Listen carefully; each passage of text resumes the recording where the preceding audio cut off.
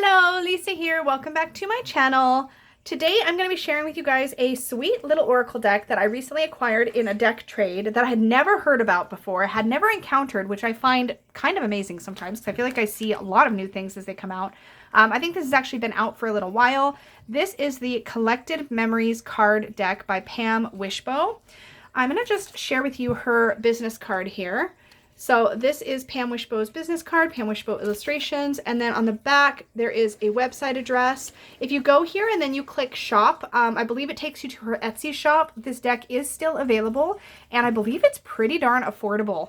I want to say it's like in Canada, no, just kidding, in Canadian dollars, I believe it was going to be less than $30 and about $10 shipping, which is like really inexpensive for Canada. I'm not sure where it ships from. I think it does ship from the US.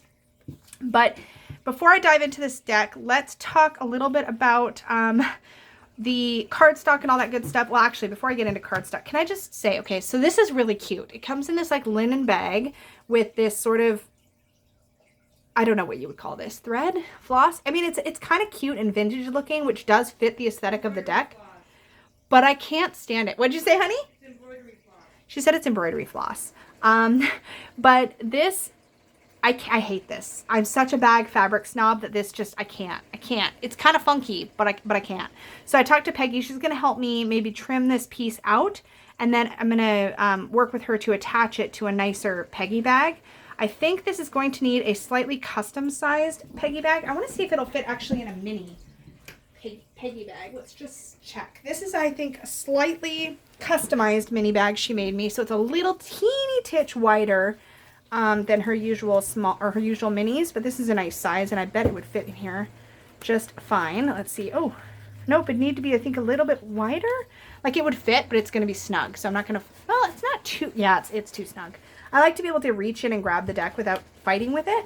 So I would probably have her help me with a custom size for this one, but it would fit comfortably, if not a little too comfortably for my tastes, in a small Peggy bag. Sorry, this is just like a random thing because I'm going to have to figure this out for mine.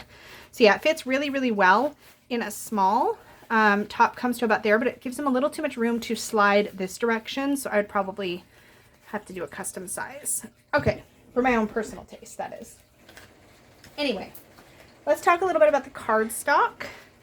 So, let's move that over there.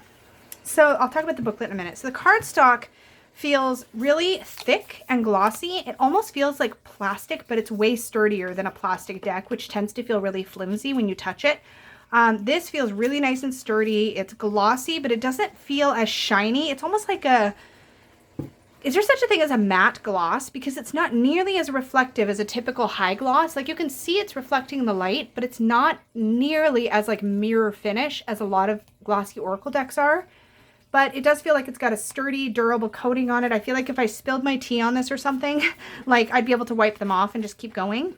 Now, I will say that it's got a lot of cards. Like I think it's 60 cards, which I love in oracle decks. I think that if you like decks like the Mildred Payne Secret Pocket Oracle, you'll probably really, really like this. This is a little bit less creepy than the Mildred Payne deck, probably a lot less creepy. But I'm going to zoom us in so we can take a look at the images a little bit closer up. And maybe what I'll do is I'll do it, let's just zoom us in here first. So see where the camera needs to be. That's probably good. Okay, so I think I'm just going to go, yeah, we're just going to do it the way I normally do it. So I'll pull the cards off as I flip them. So we have planchette, eye, key, goblet, jar, lock, glasses. You'll find that there's a mix of older and newer items in here. Note. And it's all this like single color with gray border. Ant, bee, oops, pin cushion, razor, pencil sharpener, pheasant feather. It's very specific. Pheasant feather. Awl. I had to ask Peggy what an awl is. It punches holes in things. Some people probably already knew that. Chipped cup. This makes me think of Beauty and the Beast. Dog. I love that he's in a little play bow position. Dice. Cat, again, a little stretchy position here for the cat. Rings. Hair, tied up with a little bow. That's really cool. Locket. Oops. Thimble. So they are a little bit slidey, you can see. Garlic. Hammer. Oops. Molar. Crown. And you can kind of see how these could work really, really well intuitively. Like pocket knife to me is like having the tools you need at your disposal, like having them quick at hand. What do you have that you can utilize that's already on your person, that kind of thing, depending on the reading. Mushroom. Moon. Spider. Lyre. I love this with the crossed fingers. Crow. I don't think there's any shortage of light and shadow in this deck. Beetle. Just depends on how you read the symbols. Pressed leaf. Coffin nail. Sort of reminds me of that whole last nail in the coffin or the straw that broke the camel's back kind of thing. Ancient coin. Salt shaker. Magnifying glass, needing to look at things closer. Maybe you're too zoomed out. You need to look at the details of a situation. Portrait. Scales. Obviously we know this one's a good one. Justice and balance and fairness. Horseshoe. We're looking at luck, of course. Ring box. Tarot deck, which I love, of course. Mirror. And interesting, in this image, the mirror looks flawed, like the mirror's got some cracks in it or something. Kitchen knife. Antler. Rat tail. Book. Sculpture. Lantern. Chains, and I like how they're breaking or broken in this image. Doll hand. This is the one that gave me pause. We'll have to check that one out in the book after. Needle. Calipers, which are a measuring device. Rabbit foot. Again, looking at luck maybe. Photos. Does that say photos? Yeah, photos. Scissors. Skull. And candle. So collected memories card deck. So I really like that a lot of these symbols, I feel like they give you a lot to sort of jump off on. There's a couple that I might find as stumbling blocks. Goblet, key. I mean, like these are all great symbols that you can really use intuitively. But if you struggle with that, the guidebook is super cute. It's not sturdy feeling at all. It's like a little bit of like thick cardstock that's been staple bound and then it looks like just folded. Pretty simple. It's got a little bit of an introduction and some instructions, and then basically you have a single keyword for every single card. So I was going to check, what did I say I was going to check? The pheasant feather is hunting. Oh, that makes sense. Razor is obsolescence because it was like an old-fashioned like barber's razor. That makes sense. Hair is ancestry. Totally makes sense. Crown is pride. Mushroom is grounding. What was that one I wanted to look at? I have like no memory. It's the worst. Sculpture. Oh, doll hand. That was the one.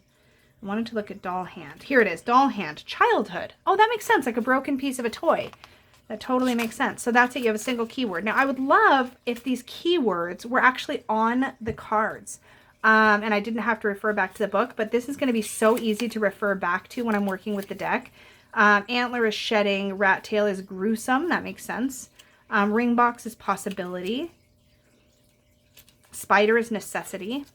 But you can also just work intuitively with these symbols. I think a lot of them are really easy to just sort of work with. So let's do a quick little 3-card energy obstacle advice reading and just see what is the energy of today, what is the obstacle of today, and what is the advice of today, and just see kind of how I would read those 3 cards. I will say I don't think you're going to be able to rifle these. They're really short. Oh, wow. They actually rifle really nicely. I was not expecting that. I thought they were going to be way too stiff, but they have like enough bend. Wow. Look at that mix. That's insane. I was not expecting that. I don't know if that was actually in frame, so let me do another one here. Oh, of course, now that I'm doing it in frame, it's going to be a pill. Oh, because I tried to bridge it. That was silly. These are too short to bridge. But I'll show you the mix. Look at that. That is so cool. Okay, I'm going to do one more because that's really satisfying. For such a little chunky deck, those usually do not rifle very well. But that is great. Anyway, okay. Sorry for geeking out on the shuffling. Let's just pull a single card. Oh no, I said 3. So the energy is the candle. So something is going to be illuminated today. There's going to be a need to really look within. Planchette. Ooh, okay, interesting. So the obstacle, this is going to be like sort of things you don't know or mysteries. Something is going to be confusing, which is interesting with the candle. And the advice is the pencil sharpener. So to me, this is about being smart, thinking things through. Maybe don't be so emotional. So make decisions from a more analytical place. So the candle being the energy and the planchette being the obstacle, these two kind of seem to play off of each other. I have a feeling there's going to be something that's unexpected or something that feels mysterious or confusing is going to be light. There's going to be light brought into that situation. There's going to be illumination. There's going to be understanding. But that's going to come about. If it's going to come about, that's going to come about by being sort of rational and level-headed and not necessarily being overly emotional. So that felt like it flowed pretty well. Let's just see what the keywords were for these 3 cards. So candle is card 60, and the keyword for that is guidance. Okay, that works. The planchette is card 1, and it's the unknown, so I read that well. And the 13 is the pencil sharpener, which is perfect. Oh, interesting. So that can be about perfection, being overly perfectionist. So if I was to revise this based on the book, I would keep with what I've said for the first 2 cards, and I would maybe revise this message to be more along the lines of try not to be overly perfectionist, try not to be overly rigid in one's thinking. So it's like you can keep sharpening a pencil and it's just going to get shorter and shorter and shorter and shorter, and you're not actually accomplishing anything. Be happy with good enough. And maybe don't try to have it be so perfect. This is very apt because I'm about to go cook a meal I've never cooked before. So maybe this is a reminder to myself to just be prepared for things to maybe not go the way I think. And try to not be so much of a perfectionist that I make the situation too difficult for myself. All right, guys, so this is the Collected Memories deck by Pam Wishbow. I think this is going to be super fun to play with, and I'm looking forward to working with it. I think this would work really well with any of my older decks, so any of my Marseille style deck. What happened here? Oh, no. Lisa. What's happened? Oh, those, I think I just put... Oh, I thought I shuffled my cards. Peggy's like, what'd you do? I thought I shuffled my cards funky. Okay, anyway, we're okay. This would look really good next to a Marseille deck, I feel like. Even though there are some more modern symbols in here, I think this would be fun to work with alongside something that also has fairly simple imagery or a limited color palette. But this is fun all year round, and I will say I really like that because I do sometimes feel like I don't want to pull out my Mildred Payne deck except around Halloween because it's got that kind of creepy energy to it. And this feels a lot more like I could pull this out at any time of year and it would be fun to work with. So the Collected Memories deck, thank you so much for hanging out with me while I took a look at this fun new deck I got in a trade, and I look forward to hearing your thoughts on it down below. Thanks so much, and I'll see you all again very, very soon. Bye!